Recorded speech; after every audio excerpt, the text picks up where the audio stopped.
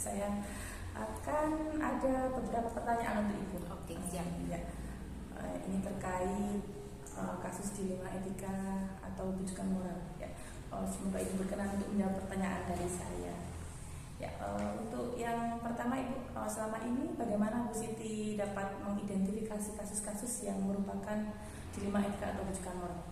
Oke, baik, berarti ini kita harus pahami dulu ya terkait dengan dilema etika dan rujukan moral nih. Kadang memang ada beberapa sih yang belum memahami. Sebenarnya sudah tahu, tapi kadang namanya untuk menyebutkan namanya mungkin tidak tahu. Kalau dilema etika dan rujukan moral itu kan perbedaannya. Kalau dilema etika itu adalah suatu keputusan terkait suatu kasus yang dianggap benar, melawan juga sebuah keputusan yang benar juga. Jadi dua pilihan yang sama-sama benar, manakah yang harus diambil oleh seorang pemimpin. Jadi sebuah pilihan yang memang agak sulit. Kalau rujukan moral itu kan berarti sebuah keputusan yang sudah jelas keputusan itu salah dan keputusan melawan keputusan yang benar. Tahu benar dan salah kan tentu gampang memilih ya, kita pasti pilih yang benar. Nah, dalam pengambilan sebuah keputusan yang merupakan dilema etika saat kita menghadapi sebuah masalah yang benar lawan benar, itu memang butuh prosedural, butuh langkah-langkah yang lebih hati-hati. Salah satunya tentunya kita butuh mengidentifikasi masalahnya terlebih dahulu, kita butuh diskusi, kita butuh mengetahui dampak-dampak dari keputusan nanti yang kita ambil. Jadi ininya tetap berhati-hati, butuh banyak pertimbangan dalam pengambilan dilema etika. Adakah kasus yang Ibu alami untuk akhir-akhir ini? Untuk kasus dilema etika, kalau masalah di sekolah mungkin terkait dengan kasus bullying ataupun kenakalan anak di sekolah. Terkadang itu suatu hal yang membuat saya pribadi dilema. Kadang kita punya aturan, kemudian ada anak-anak yang melanggar aturan. Saat kita ketahui alasan dasar mereka melanggar itu, membuat kita kadang juga bingung antara memberikan hukuman ataupun sanksi sesuai dengan aturan, atau kita tahu ternyata alasan dia melanggar aturan atau dia melakukan sesuatu itu karena ada dasar-dasar yang mungkin bisa kita tolerir. Jadi antara kita patuh pada aturan atau kita ada rasa kasihan untuk membina anak tersebut. Nah, kadang ini yang secara sehari-hari pun kadang kami alami saat pengambilan sebuah keputusan terkait dengan dilema etika di anak-anak terkait dengan kenakalan anak atau bullying anak. Kemudian selama ini bagaimana Ibu menjalankan pengambilan keputusan di sekolah, terutama untuk kasus-kasus di mana ada dua kepentingan yang sama-sama benar atau sama-sama mengandung nilai kebajikan? Berarti pengambilan keputusan terkait dilema etika seperti yang saya sampaikan tadi tidak bisa langsung instan diambil keputusan. Harus ada langkah dan pertimbangan. Salah satunya tentunya saya melibatkan musyawarah dari warga sekolah. Kita lihat kasusnya dulu. Kalau kasusnya intern, tentunya kita hanya cukup mengambil dari musyawarah dengan Bapak Ibu guru. Tapi kalau kasusnya meluas, melibatkan pihak luar, maka tentunya kita butuh masukan dari pihak-pihak luar tersebut. Nah, dalam pengambilan keputusan, selain kita mengidentifikasi masalah, kita juga ingat ada langkah-langkah, ada pertimbangan untuk mengambil, yaitu dengan paradigma pengambilan keputusan, di mana kita bisa bandingkan keputusan itu apakah berdampak untuk individu atau untuk masyarakat, kemudian apakah dia nanti keputusan yang kita ambil itu berjangka panjang atau berjangka pendek, kemudian antara kebenaran ataupun rasa kasihan. Nah, nanti dari panduan itu kita bisa memilih mana keputusan yang terbaik. Kemudian langkah-langkah atau prosedur seperti apa yang biasa Ibu Siti lakukan selama ini?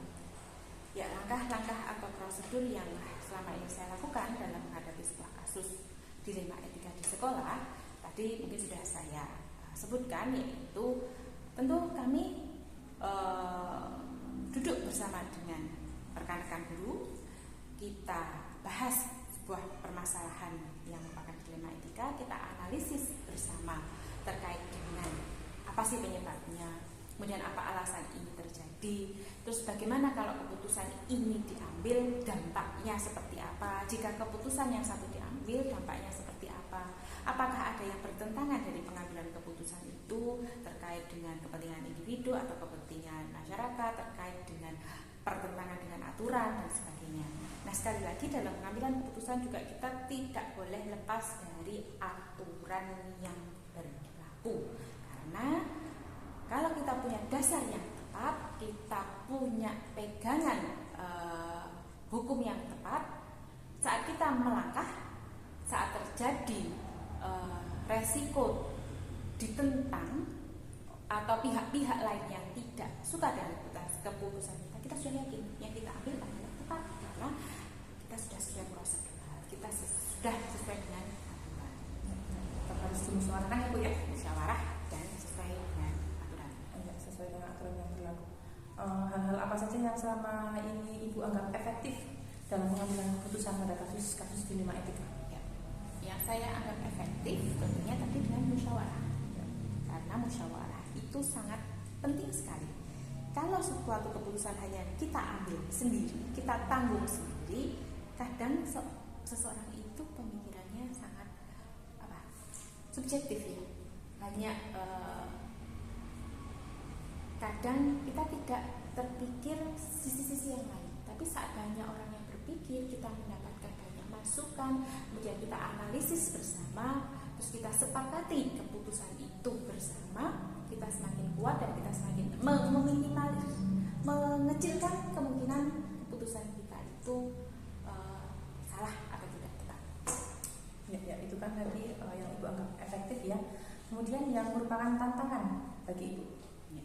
Tantangan bagi seorang pemimpin dalam mengambil sebuah keputusan, yaitu saat keputusan yang sudah dianggap paling baik, paling benar, tetap ada pihak-pihak lain yang tetap menganggap bahwa keputusan itu kita salah. Nah, inilah kadang yang menjadi sebuah tantangan, bagaimana kita bisa yakin, kita bisa konsisten dengan keputusan yang sudah kita ambil. Karena seorang pemimpin juga dalam mengambil keputusan tidak bisa semudah itu mengubah atau berubah, karena memang harus dipegang keputusan itu. Jadi saat kita ambil keputusan, kita yakin keputusan kita tepat, dan saat banyak pihak-pihak yang menggoyahkan, kita tetap kekeh dengan keyakinan kita, karena kita sudah yakin prosedur kita ambil tepat, keputusan kita tepat, aturan yang kita pakai juga tepat. Sebagaimana banyaknya masukan, banyaknya intimidasi, kita tetap kuat dan yakin kita juga tetap aman karena sesuai prosedur. Apakah Ibu memiliki sebuah jadwal tertentu dalam menyelesaikan kasus dilema etika? Apakah Ibu langsung menyelesaikan di tempat atau memiliki sebuah jadwal untuk menyelesaikannya dalam bentuk prosedur, atau seperti apa yang Ibu jalankan? Ya, kasus tentu kita tidak tahu, tidak bisa memprediksi kasus itu terjadi kapan. Maka kita tentu tidak bisa menjadwalkan ya. Intinya yang penting adalah saat kita menjumpai sebuah kasus, saat kasus itu butuh pertimbangan lebih, dan kita tahu itu adalah ada dua hal yang dipertentangkan dan sama-sama baik, maka langkah yang awal, saya tidak akan mengambil keputusan secara cepat. Saat itu juga saya akan meminta untuk dipertimbangkan terlebih dahulu, biar kami dengan tenang menganalisis, biar kami dengan leluasa bisa mengajak diskusi dan musyawarah Bapak Ibu Guru, sehingga keputusan yang kami ambil adalah tepat, karena beresiko jika pengambilan keputusan itu diambil secara instan, secara mentah-mentah ataupun tanpa dasar yang kuat. Jadi tetap diambil, kami butuh jeda, tidak ada jadwal tertentu. Intinya kalau memang ada kasus, biasanya saat berkumpul dengan Bapak Ibu Guru kita musyawarahkan. Kalau memang harus butuh keputusan yang cepat, ya mungkin kami hubungi Bapak Ibu Guru, kita rapatkan secara mendadak. Banyak pertimbangan gitu ya. Kemudian selanjutnya, adakah seseorang atau faktor-faktor yang selama ini mempermudah atau membantu Ibu dalam mengambil keputusan? Pengambilan keputusan itu sangat gampang diambil jika kita memiliki tim, memiliki rekan untuk diajak musyawarah, diajak memberikan berbagai masukan sudut pandang. Nah, salah satu dari daya dukung saya dalam pengambilan keputusan yaitu tadi musyawarah dengan bapak ibu guru yang lain. Jadi tidak mutlak otoriter dari kepala sekolah, walaupun inti dari pengambilan keputusan itu adalah di kepala sekolah, tapi dalam perumusannya, dalam pertimbangannya kita melibatkan tetap melibatkan rekan sejawat. Ya. Dari semua hal yang telah disampaikan, pembelajaran apa yang dapat Ibu petik dari pengalaman dalam pengambilan keputusan? Pengalaman yang saya ambil saat pengambilan keputusan yaitu keputusan yang kita ambil tetap harus dasarnya satu, sesuai aturan, sesuai undang-undang, sesuai dengan kesepakatan bersama. Yang penting tadi aturan ya, sehingga saat kita melangkah, kalau ada hal-hal buruk yang lain, kita posisinya kuat sehingga kita dalam melaksanakan keputusan itu juga yakin karena kita memiliki dasar yang tepat, ada aturannya. Jadi saat ditentang kita dapat membuktikan kami mengambil keputusan ini dengan pertimbangan ada aturannya, ada undang-undangnya, ada PP-nya dan sebagainya. Seperti terkait dengan bos dan sebagainya kan harus sesuai dengan juknis. Saat kita melaksanakan sesuai dengan prosedur dan teknisnya, insya Allah aman. Jadi seperti itu. Sebagai seorang pemimpin juga kita harus meminimalisir resiko dari keputusan. Ya, banyak pembelajaran yang dapat saya ambil ya Bu dari wawancara kita pada sore hari ini. Mungkin untuk menambah wawasan atau ilmu saya ke depannya, saya sangat berterima kasih sekali kepada Ibu sudah mau meluangkan waktu untuk saya melakukan wawancara. Semoga ke depan dapat menjadi seorang guru yang lebih baik lagi dan dapat dalam pengambilan keputusan dapat melaksanakannya dengan baik. Iya, semangat kita saling mendukung, dan saya yakin jika ada niat pasti ada jalan. Yang penting boleh semangat, tidak putus asa, pasti bisa menghasilkan pembelajaran yang lebih baik. Semangat proses program CGM-nya semoga segera selesai dan lancar, tidak ada kendala suatu apapun, bisa dibuat untuk siswa-siswa. Ya, terima kasih Bu. Selamat sore. Selamat sore.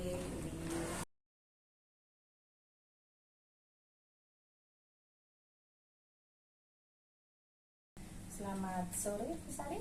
Selamat sore Mbak Uli. Ya, maaf Bu Sari, saya mengganggu waktunya Ibu. Saya akan melakukan wawancara pada Bu Sari, memberikan pertanyaan-pertanyaan terkait pengambilan keputusan dilema etika atau rujukan moral Ibu. Bagaimana kabar Ibu hari ini? Alhamdulillah sehat luar biasa. Alhamdulillah sehat luar biasa. Ya, langsung mawon ya Bu Sari. Ya, silakan. Pertanyaannya, selama ini bagaimana Bu Sari dapat mengidentifikasi kasus-kasus yang merupakan dilema etika atau rujukan moral? Jadi ya, terima kasih atas pertanyaannya. Jadi langkah yang saya lakukan ketika menemukan dilema etika atau rujukan moral, di mana saya di sini sedikit bercerita dulu.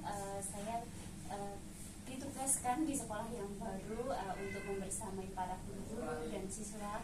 Di sini saya tentunya menemukan adanya dilema etika atau bahkan rujukan moral. Nah, di situ saya sebagai kepala sekolah baru ini dengan mohon maaf usia yang masih sangat muda. Iya.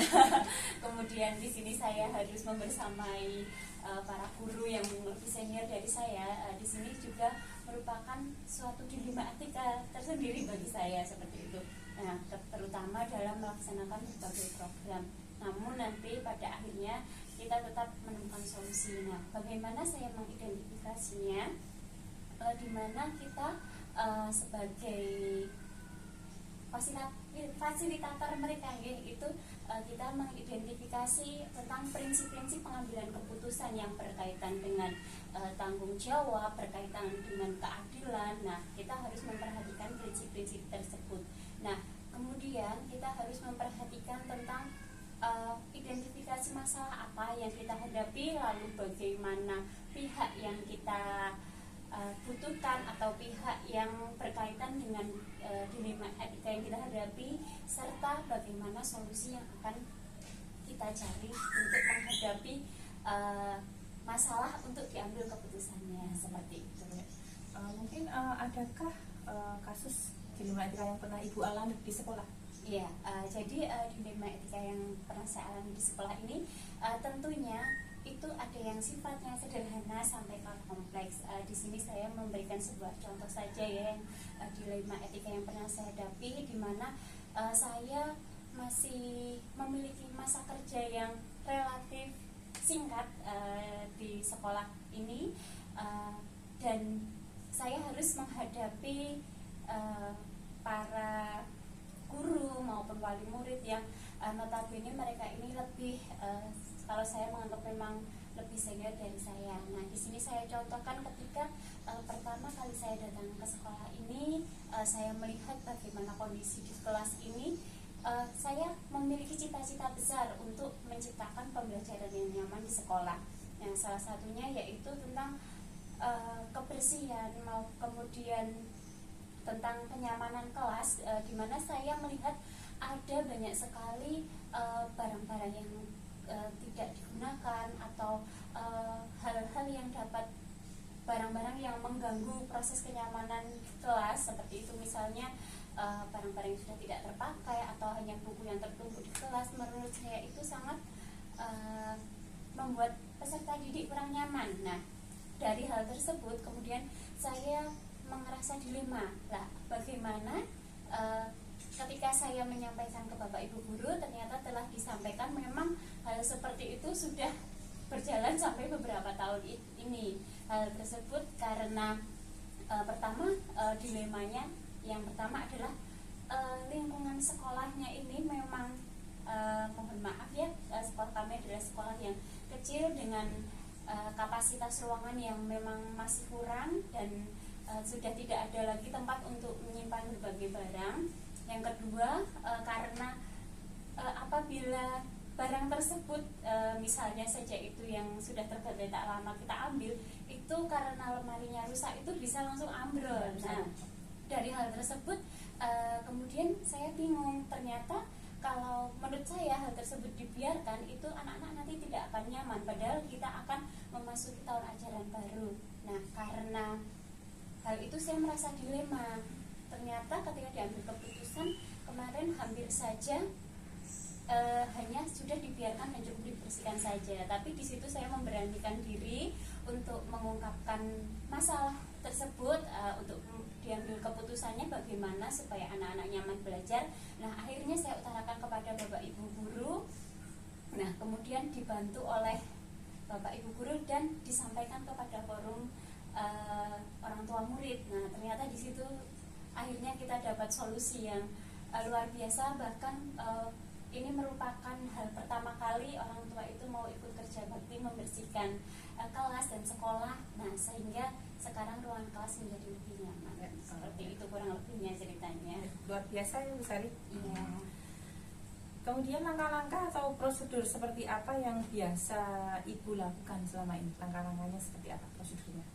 Jadi yang pertama itu langkah-langkahnya seperti tadi, mengidentifikasi masalah. Sebenarnya masalah apa sih yang membuat kita menjadi dilema, itu sebenarnya ada akar masalahnya. Yang kedua adalah pemangku kepentingan. Nah, di sini siapa saja aktor yang terlibat dalam pengambilan keputusan ini. Jadi diharapkan pengambilan keputusan ini dapat tidak akan memberikan dampak yang tidak baik kepada semua pihak, tapi semua pihak ini akan merasakan dampak positifnya. Nah, di sini kita seperti tadi yang saya bicarakan itu bisa dibicarakan dari forum rapat, kemudian diskusi dan sebagainya. Nah, ternyata seperti tadi ketika saya mengutarakan seperti itu, ada ada kegiatan diskusi dari guru maupun wali murid untuk melakukan pembersihan sekolah bersama. Dan yang ketiga adalah mengumpulkan informasi. Jadi kita dalam memindahkan barang-barang yang tidak terpakai, karena itu termasuk aset ya, jadi kita itu harus mengumpulkan informasi dulu, seperti tadi barang mana yang boleh disimpan, barang mana yang kita pilah supaya kita musnahkan dan sebagainya. Kemudian informasi tentang jadwal orang tua murid itu juga penting ya. Kemudian kita mendengarkan sudut pandang dari mereka, bagaimana sudut pandang dari guru, dari orang tua murid. Nah, setelah itu kita akan memberikan alternatif. Nah, alternatif itu bukan dari saya, tapi dari baik guru maupun wali murid. Nah, jadi di situ ada sinkronisasi untuk mendapatkan suatu keputusan yang solutif, serta melakukan konsultasi baik dengan guru maupun penasihat dan komite, serta kita tetap menimbang prinsip-prinsip tadi. Ada prinsip kejujuran, ada prinsip keadilan, kesejahteraan yang berkaitan dengan kenyamanan peserta didik, dan yang terakhir yaitu kita harus melakukan komunikasi yang transparan. Seperti tadi, kalau hanya kita simpan dalam hati, tentu masalah itu nggak selesai, tapi kita sampaikan dan komunikasikan dengan baik. Kita lakukan transparansi apa yang diinginkan peserta didik, yang diinginkan guru serta wali murid, seperti itu. Harus ada komunikasi yang baik. Iya, ya, betul sekali, dan itu juga nanti diakhiri dengan kegiatan evaluasi dan refleksi. Hal-hal apa saja yang selama ini Ibu anggap efektif dalam pengambilan keputusan di kasus dilema etika? Jadi hal-hal yang saya anggap efektif itu yang pertama tadi kita harus mengenal dulu apa itu masalahnya, kemudian kita mengumpulkan informasi, serta kita harus menganalisis situasinya. Apakah peristiwa tersebut itu bagaimana sih kita menyelesaikan masalah itu, harus disesuaikan situasinya. Jadi kita seperti saya seorang kepala sekolah yang baru itu, saya harus melihat situasi bagaimana mohon maaf bagaimana situasi yang saya hadapi. Jadi saya tidak boleh mengambil langkah langsung hanya dari kemauan saya saja, tapi kita harus merangkul berbagai pihak, kemudian kita melakukan konsultasi juga itu pihak terkait, baik dari wali murid, ada tadi komite juga ikut, bahkan guru itu yang terutama, serta melakukan prinsip etika, nilai, dan kita tadi transparansi dan komunikasi yang terutama. Ya, itu yang Ibu anggap efektif ya? Iya, kemudian sekali. Yang merupakan tantangan. Kalau tantangan itu sangat lumayan banyak ya, kita sebenarnya menghadapi tantangan ini. Yang pertama, adanya konflik itu terutama pasti ada, dan konflik ini bukan berarti seperti pertarungan ya. Konflik itu adalah adanya kesenjangan biasanya, karena seperti tadi kita antara konflik batin, kalau kita misalnya mengikut sertakan wali murid, nah apakah mereka itu mau apa tidak, kemudian apakah mengganggu jadwal mereka atau tidak. Nah, seperti itu. Nah, ini juga berkaitan dengan tadi ada beberapa hal yang mungkin kadang berbentrokan jadwal dan sebagainya. Kemudian adanya juga perbedaan ada resiko apa yang kita hadapi dalam menyelesaikan permasalahan itu. Misalnya ketika kita tadi ya mengumpulkan wali murid, nah itu nanti kita akan melihat resiko apa sih yang nantinya ada atau bagaimana. Tapi sebenarnya itu adalah bukan resiko, tapi di sini keputusan itu nanti kita akan sebenarnya karena kita terlalu memikirkan hal yang negatif itu sebenarnya. Tapi ketika kita sudah memutuskan suatu solusi, itu nanti kalau dari orang banyak itu pasti tidak ada resikonya, insya Allah kayak gitu. Kemudian ada lagi kita memperhatikan apakah keputusan kita ini menyangkut jangka pendek atau jangka panjang. Nah, seperti tadi yang saya contohkan, ketika kita sudah melakukan kerjasama untuk membersihkan ruangan kelas, menciptakan lingkungan nyaman, nah itu nanti akan memberikan ternyata dampak secara jangka panjang. Nah, tidak hanya 1 hari 2 hari saja, tapi anak akan selalu nyaman mengikuti pembelajaran di kelas. Nah, diharapkan dengan adanya keputusan yang diambil tadi ini tidak hanya membawa dampak pada jangka pendek saja, tetapi juga jangka panjang. Sampun Bu, sudah Ya. itu untuk tantangannya nggih. Oke. Apakah Ibu memiliki sebuah jadwal tertentu dalam penyelesaian kasus? Apakah Ibu langsung menyelesaikan di tempat atau memiliki sebuah jadwal untuk menyelesaikannya dalam bentuk atau prosedur seperti apa yang Ibu jalankan? Jadi sebenarnya itu kalau ketika kita mengambil suatu keputusan ya mungkin itu tidak selalu ada jadwal yang khusus, tapi itu memang tentatif. Jadi ketika kita tadi dalam hal pengambilan keputusan nanti kita akan menyesuaikan. Misalnya sekarang misalnya pada hari ini kita menemukan masalah tadi, nah kita nggak bisa serta-merta langsung membuat jadwal besok gini tidak, tapi kita harus melakukan diskusi terlebih dahulu. Yang pertama adalah saya pelan-pelan dulu, misalnya memberikan waktu beberapa hari atau beberapa minggu untuk menyampaikan apa yang masalah apa yang saya temukan kepada Bapak Ibu guru. Nah, di situ saya menentukan jadwal, ayo kapan kita duduk bersama-sama berbicara untuk menyelesaikan masalah ini, untuk mengambil keputusan. Nah, setelah itu kita membuat jadwal, Bapak Ibu guru membuat jadwal untuk pertemuan dengan Bapak Ibu wali murid maupun komite. Nah, di situ baru nanti kita jadwalkan kapan pertemuannya yang sekiranya kita itu melihat kapan wali murid itu merasa tidak begitu sibuk dengan kegiatan pekerjaannya. Misalnya seperti kemarin itu akhirnya keputusan yang kita ambil, kita melakukan kerja bakti pada hari Jumat. Kebetulan waktu itu kalau hari Jumat banyak sekali wali murid yang tidak begitu sibuk, dan pada hari libur juga Bapak Ibu guru semuanya datang, alhamdulillah itu Mbak. Jadi saat itu juga pada jam 7 pagi alhamdulillah, jadi seperti di luar ekspektasi, jam 7 itu semua wali murid sudah datang untuk melaksanakan kegiatan sesuai dengan keputusan kita kemarin, dan hasilnya juga alhamdulillah. Ya, berarti adanya kolaborasi ya Bu, Iya, antara betul sekali. antara guru, Iya, perlu adanya wali kolaborasi antara guru, wali murid, Ya. kemudian komite. Ya, bagus. Adakah seseorang atau faktor-faktor yang selama ini mempermudah atau membantu Ibu dalam pengambilan keputusan? Iya, tentu sekali. Nah, itu ada banyak sekali pihak yang sangat membantu dalam mengambil keputusan. Yang pertama adalah dari guru atau tenaga pendidik di sekolah saya ini. Nah, karena saya itu dalam menyelesaikan masalah itu tidak bisa sendiri ya Mbak. Jadi ada Bapak Ibu guru di sini yang berperan aktif untuk memberikan pertimbangan yang nantinya itu akan disalurkan, pertimbangan itu kita sosialisasikan dengan Bapak Ibu wali murid. Yang kedua itu tadi adalah adanya dukungan dari Bapak Ibu wali murid. Nah, itu sangat membantu sekali. Jadi di sini diharapkan dalam pengambilan keputusan program-program sekolah itu, jadi wali murid juga ibaratnya ikut bersekolah juga, karena mereka juga ikut rasa memiliki SD Wonosobo ini Mbak. Jadi itu sangat berpengaruh sekali dalam pengambilan keputusan. Kemudian ada lagi komite atau stakeholder, ini juga sangat membantu kita dalam pengambilan keputusan. Banyak sekali ya, karena kita anggap komite ini sebagai juga sesepuh gitu, jadi yang memberikan nasihat terhadap program-program sekolah.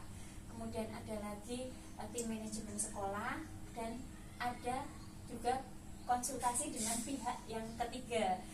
Ini jadi memberikan apa ya, mereka memberikan pandangan-pandangan tentang program-program yang dilaksanakan di sekolah, serta di situ kita juga dapat sharing sih antara bagaimana kalau keputusan ini dilaksanakan, seperti itu. Dan kita juga bisa melakukan inovasi karena kita sudah melakukan sharing dengan pihak ketiga tadi. Kemudian ada lagi dengan apa ya, pihak-pihak yang mendukung kebijakan sekolah. Kemudian ada juga warga sekitar, itu juga sangat memberikan pengaruh kita terhadap pengambilan keputusan. Jadi banyak yang membantu ya Bu? Iya, betul sekali. Banyak sekali pihak yang membantu. Dari semua hal yang telah disampaikan oleh Bu Sari, pembelajaran apa yang dapat Ibu petik dari pengalaman pengambilan keputusan dilema etika? Iya, jadi ada banyak sekali pelajaran yang kita ambil dari dilema etika. Yang terutama adalah adanya integritas. Nah, integritas ini yang pertama, di mana kita harus menjalin kerjasama yang baik dari berbagai pihak untuk menyelesaikan suatu masalah. Nah, jadi keputusan itu diambil tidak hanya menguntungkan satu pihak atau dua pihak saja, tapi semua pihak yang terkait dengan pengambilan keputusan ini tidak ada yang merasa dirugikan, tapi justru memberikan dampak yang positif bagi semua. Jadi ketika sebuah sistem sekolah ini sudah kuat, fondasinya kuat, maka nanti kedepannya akan semakin bagus lagi. Dan yang kedua yaitu adanya keterbukaan, transparansi, dan komunikasi. Nah, seperti tadi kita sebagai pemimpin di sini tidak boleh hanya memikirkan sendiri, tapi kita berusaha terbuka, kita komunikasikan, kita meminta ide atau pendapat dari Bapak Ibu guru, dari wali murid, kemudian dari komite, seperti itu. Nah, dengan adanya komunikasi yang baik, maka keinginan dari seluruh pihak itu akan kita kumpulkan di situ dan akan mendapatkan solusi yang baik pula. Nah, setelah itu kita juga pembelajaran adalah kita harus membutuhkan pertimbangan yang matang dengan akal sehat dan secara logika gitu. Jadi seperti dilema itu kadang kita menemukan adanya itu ya tadi dilema antara pihak mana yang terkait, kemudian jangka pendek, jangka panjang. Nah, di situ kita harus memikirkan pertimbangan konteks dan dampaknya, apakah memberikan hanya dampak kepada individu saja atau kepada masyarakat luas atau hanya jangka panjang, jangka pendek. Nah, di situ kita harus mempertimbangkan dengan matang. Kemudian juga memperhatikan tadi ada prinsip keadilan, ada prinsip tanggung jawab, kemudian dan sebagainya. Dan yang terakhir yaitu dibutuhkan adanya kolaborasi, adanya konsultasi, dan diakhiri dengan refleksi maupun evaluasi. Jadi dengan keputusan yang sudah kita ambil, kita refleksikan atau kita evaluasikan apakah keputusan ini sudah efektif atau belum, kemudian yang nantinya akan kita gunakan untuk pembuatan program di di masa-masa selanjutnya, seperti itu. Jadi kita harus tetap diakhiri dengan adanya refleksi maupun evaluasi. Ya, banyak sekali ya Bu pembelajaran yang didapat dari sebuah permasalahan. Ya mungkin itu saja Bu pertanyaan dari saya untuk Ibu. Saya sangat berterima kasih sekali pada Bu Sari telah meluangkan waktunya untuk saya, untuk menambah wawasan untuk saya pribadi bagaimana dalam pengambilan keputusan dilema etika. Ya, mungkin itu saja. Terima kasih sekali saya ucapkan.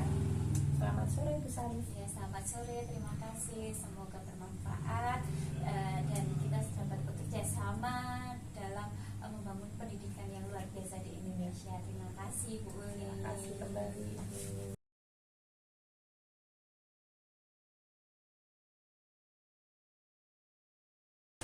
Selamat siang Bu Eti. Selamat siang Bu Uli. Ada apa ini? Maaf mengganggu waktunya Bu Eti. Oh iya? Ibu kan kepala sekolah dari SD Negeri Kroyo Kulon ya? Iya, benar. Saya mengganggu waktunya sebentar. Ya. Saya akan mewawancarai Bu Eti terkait kasus yang dialami di sekolahnya Bu Eti, yang merupakan dilema etika. Okay? Ya. Ada beberapa pertanyaan pada Bu Eti. Mohon dijawab nih Bu Eti. Ya. Yang pertama, bagaimana kabar Bu Eti? Baik, alhamdulillah sehat. Bagaimana Pak Uli? Alhamdulillah. Itu yang pertama. Yang kemudian ini pertanyaan langsung lawan ya. Bagaimana Bu Eti dalam mengidentifikasi kasus-kasus yang merupakan dilema etika atau rujukan moral? Oh ya, pertama itu saya harus mendengarkan dengan sesama apa yang disampaikan oleh guru, siswa, juga orang tua. Ya. Terus ada kasus yang dialami dari sekolahnya Bu Eti? Ya, yang baru-baru ini itu mengenai kejujuran, Mbak. Itu ada seorang guru yang melaporkan kalau anak didiknya atau siswanya itu mencontoh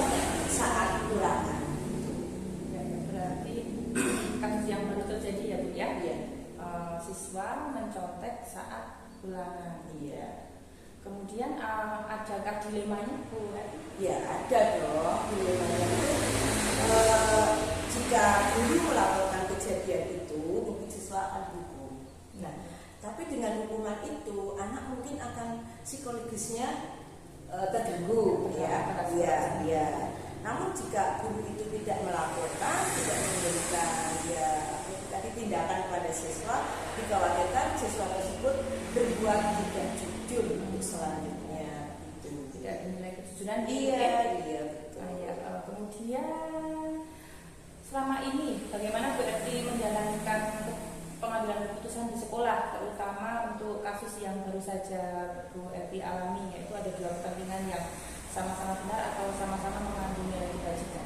Ya, saya harus mengidentifikasi masalah tersebut, ya, memahami kedua kepentingan yang bertentangan dan menganalisis dampak yang potensial dari keputusan yang akan saya ambil. Kemudian saya akan juga melibatkan pemangku kepentingan seperti guru, terus teman dari siswa tersebut juga orang tua. Begitu Mbak. Berkolaborasi ya Bu ya? Iya. Dengan pemangku-pemangkunya. Kemudian langkah-langkah atau prosedur seperti apa yang biasa Bu Eti lakukan dalam menangani kasus tersebut? Ya, yang pertama kita mengenal masalah, ya. Mendengarkan laporan dan keluhan dari guru, siswa, orang tua ataupun staf sekolah. Kemudian saya akan mengumpulkan informasi, data-data atau fakta-fakta yang relevan dengan cara wawancara dengan pihak-pihak yang terkait. Ada lagi Bu Eti langkah-langkahnya? Ya, kemudian kita akan melakukan konsultasi. Ya, Itu langkah-langkah yang luar biasa ya Bu Eti ya? mungkin gitu. Ya. Kemudian hal-hal apa saja yang selama ini Bu Eti anggap efektif dalam pengambilan keputusan pada kasus dilema etika yang Bu Eti alami?